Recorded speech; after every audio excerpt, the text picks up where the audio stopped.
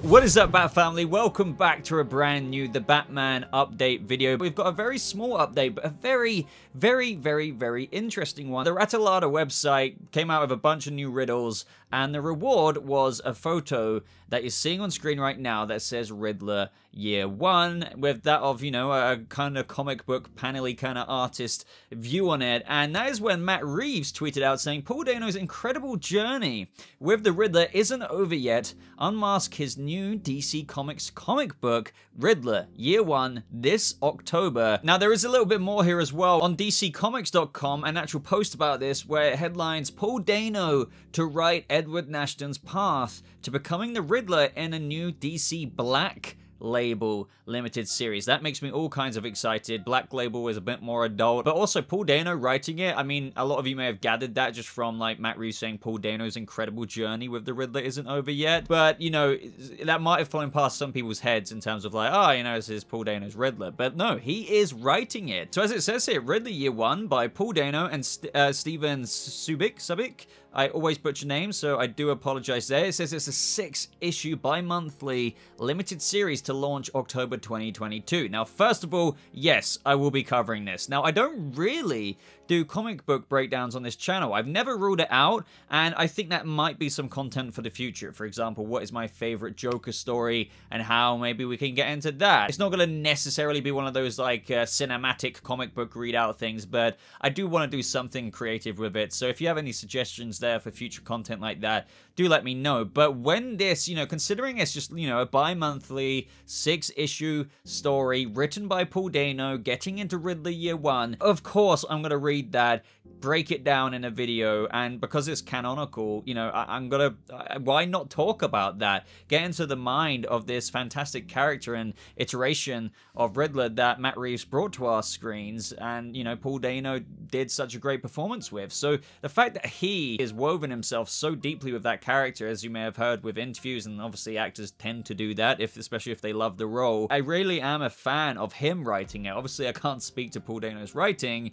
but it's safe to say I'm very excited. The text does continue here. For many film and comic book fans, Paul Dano's portrayal of the Riddler in Matt Reeves' The Batman in theaters now was arguably one of the most chilling and terrifying incarnations ever seen in a Batman film. This October, fans will have the opportunity to learn more about the Riddler's origins in Riddler Year One, a 6-issue bi-monthly DC Black Label series written by the Batman actor Paul Dano with art by acclaimed European illustrator Steven Subic, making his DC debut.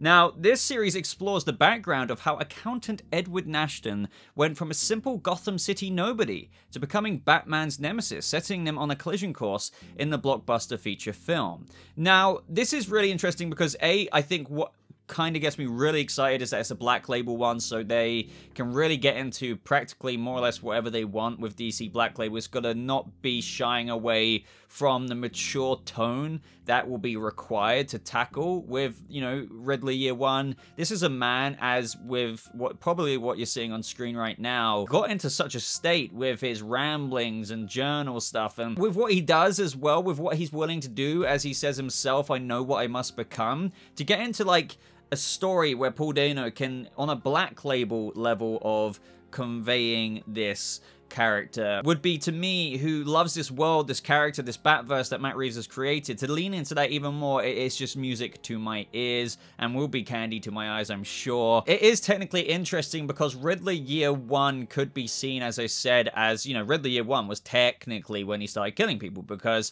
as far as we know, but this is what this comic book will probably lean into just a little bit, with some of his early outings maybe that were left, you know, unsolved maybe by the GCPD. Riddler Year One, you would have thought would have picked up with him killing the mayor, Pete Savage, etc., etc. We're in Batman Year 2, but that would be the movie technically Riddler Year 1. But if we lean into it a little bit more, getting into how, when in the notes that is read out by Jim Gordon in the movie, or as you see it on screen, when he came across the word renewal, it just kind of sparked something in him. It might be picking up from that very moment. That would be really cool. His first outings and preparation and all of that could be delved into in this comic. His planning, and the extensive planning at that it would require for what he did with the city. And I would really like a lot of clarification if they could do that with regards to how, for example, he knew Falcone was the rat. Now, some of you may be like, well, that's obvious, but like, you know, I'm not talking about how he's a forensic accountant, by the way, and how he did find out about how the Gotham Renewal Fund was being tapped into by multiple people. I'm very easily able to buy that, very easily. But just because you have spotted how the Gotham Renewal Fund was being used for money laundering because of his forensic accounting stuff, he put the pieces of the puzzle together there. And sure, it's probably easy to deduce that the Maroni takedown, or who then rose in Maroni's place, and, you know, who he sees stay in the Iceberg Lounge all the time, Falcone. It's an easy guess, but to, like, predicate everything that maybe you're doing based off of a, maybe, you know, for what you may say is an obvious guess, is a lot to go on. Now, yes, before anyone says it, like, I know the Riddler is very, very intelligent, but this has been something that's been pointed out to me quite well, that is as in-depth as this movie goes and how awesome the Riddler and what his stuff does, there's quite a few things that I feel like weren't innately explained, like how exactly he knew that Falcone was the rat. Did he hack into some records, the GCPD, that kind of gave away that the rat, the witness who confessed or whatever, who made the deal, was Carmine Falcone? Again, you can't just keep, if anyone says this, I'm just saying in advance, saying, oh yeah, but the Riddler deduced that was the case. But it's still a guess. Like, he must have had some hard evidence to make all of these clues and leave it behind for Bruce to discover that Falcone was the rat, despite how obvious it is in the sense of, oh, Maroni drug bust. Oh, he's obviously figured out that Falcone is getting more of a cut after the Maroni drug bust than that of what the other people are getting out of the money laundering scheme through the Gotham Renewal Fund, and the others who are pushing drops, like, you know, how they all came in on it and took over Maroni's drug enterprise, if you will. But I still argue that the movie didn't get into the specifics of how did Riddler actually know for a fact that Falcone was the actual person who gave that statement to the police and the others, the DA, and thus took down Maroni with his, you know, statement. You know, it's never fully explained, but in this comic book, this is why I rambled about that a little bit, you could argue that they could get into a little bit more details with that. The movie, you know, gives you enough on the surface and does get into a lot of explanation, but there are some details that I could argue, and a lot of fans have argued.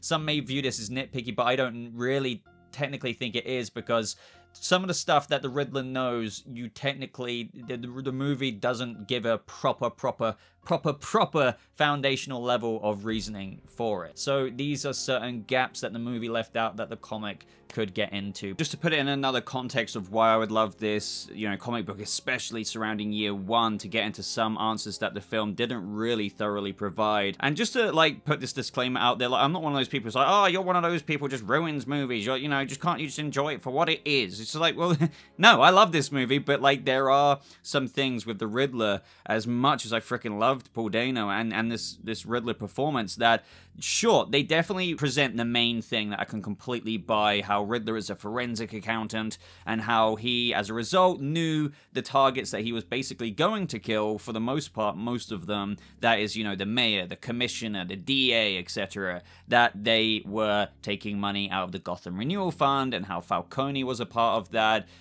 That is understandable, right? Like, he would have learned that, and then that would have been like, right, I've got my targets. But then there's certain other things where he flexes throughout the movie, which is, you know, super interesting, super engrossing in the way that he presents it to Bruce. I love the reveals and stuff like that. And sure, you can argue there's a paper trail, you can say this, that, or the other to me, but that's still not really much of a defense when, at the end of the day, the movie just doesn't explain the following, and that is, for example, how did he know that Edward Elliot was going to write that piece about Martha Wayne and Thomas Wayne, you know, and how Thomas Wayne was going to pay him hush money because he was protecting Martha, and how she's been committed in her life, you know, for mental health reasons, how her mother, the Arkhams, covered up murder, you know, Martha's mother murdering her husband and then, you know, kind of doing that thing to herself. Like, all of that was kept hidden, but what I'm trying to say is, if that never saw the light of day, sure, you can say Edward Nashton, the Riddler's a smart guy. I know he is.